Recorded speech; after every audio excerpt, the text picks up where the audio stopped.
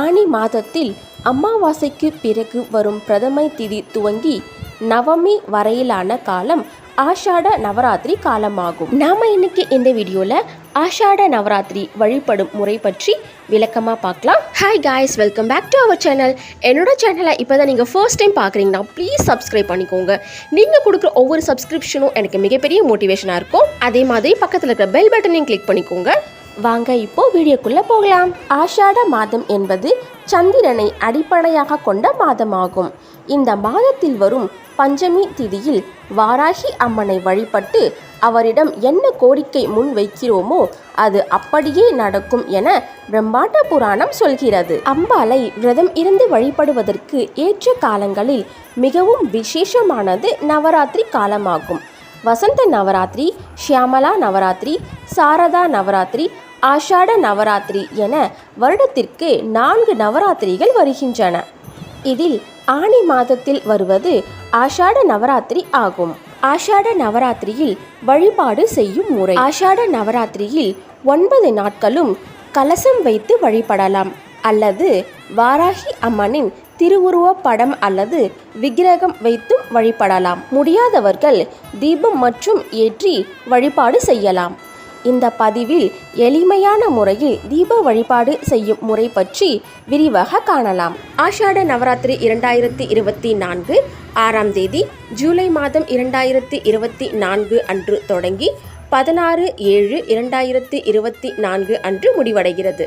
பஞ்சமி திதியானது 10ஆம் தேதி ஜூலை மாதம் 2024 புதன்கிழமை காலை 8:30 மணிக்கு தொடங்கி 11/7/2024 காலை 10:20க்கு முடிவடைகிறது. அஷ்டமி திதியானது 13/7/2024 ஞாயிறு பிற்பகல் 2:14 மணிக்கு தொடங்கி 14/7/2024 திங்கள் மாலை 4 மணிக்கு முடிவடைகிறது. ஆஷாட நவராத்திரி தீபம் ஏற்ற வேண்டிய நாள் மற்றும் நேரம்.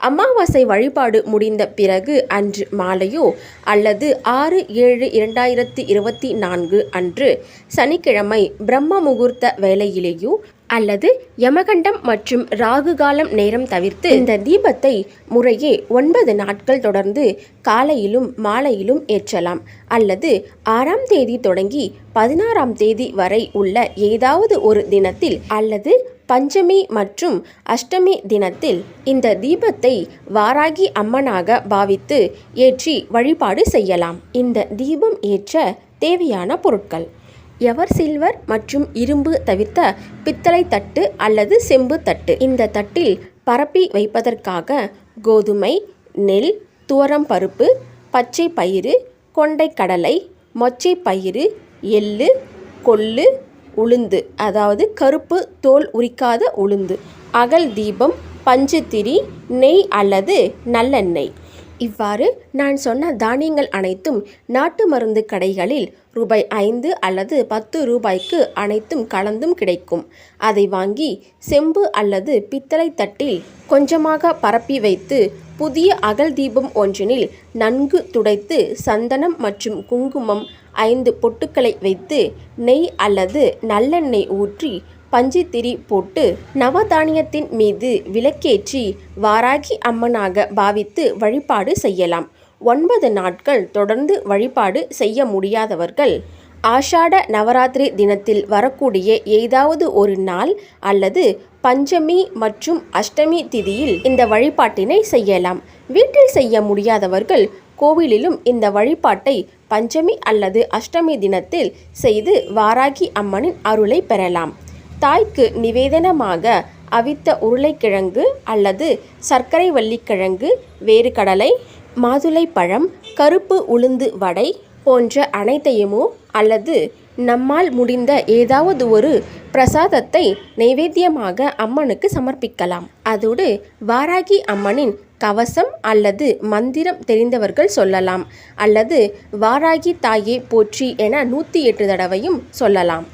அம்மனுக்கு உகந்த மலர்கள்: சிவப்பு செம்பருத்தி அல்லது அரளி அல்லது மல்லி, முல்லை போன்றவற்றை சமர்ப்பிக்கலாம். இந்த நவதானிய விளக்கு பூஜை வீட்டில் செய்பவர்கள் பூஜை முடிந்தவுடன், அதாவது 9 நாட்களுக்கு பிறகோ அல்லது ஒரே ஒரு நாள் பூஜை செய்து முடித்தவர்கள் அந்த ஒரு நாட்களுக்கு பிறகோ தானியத்தை நாமே ஊற வைத்து அரைத்து அடை போன்று உண்ணலாம்.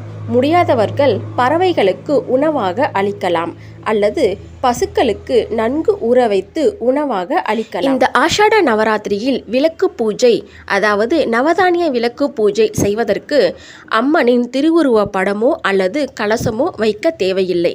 இந்த திருவிளக்கினையே வாராகி அம்மனாக பாவித்து 9 நாட்களாகவோ அல்லது நான் மேற்கூறிய ஏதோ ஒரு நாளிலேயோ பூஜை செய்யலாம். இந்த ஆஷாட நவராத்திரியில் இந்த பூஜையை மேற்கொள்வதால் நாம் வருடந்தோறும் வாராகி அம்மனை பூஜித்த பலன் கிடைக்கும்.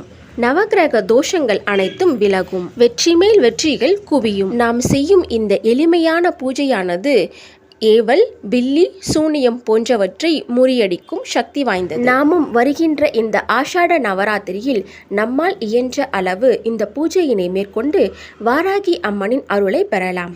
இவ்வளவு நேரம் நீங்கள் பார்த்த இந்த வீடியோ ஏதோ ஒரு வகையில் உங்களுக்கு யூஸ்ஃபுல்லாக இருக்கும் நம்புகிறேன். அப்படி இருந்தால் ப்ளீஸ் லைக் பண்ணுங்கள். நீங்கள் கொடுக்குற ஒவ்வொரு லைக்கும் எனக்கு ரொம்ப முக்கியம். அதே மாதிரி சப்ஸ்கிரைப் பண்ணிவிட்டு பாருங்கள் ஃப்ரெண்ட்ஸ். நீங்கள் கொடுக்குற ஒவ்வொரு சப்ஸ்கிரிப்ஷனும் எனக்கு மிகப்பெரிய மோட்டிவேஷனாக இருக்கும். Thank you friends. இதே மாதிரி அடுத்த வீடியோவில் மீட் பண்ணலாம். அது வரைக்கும் பாய்.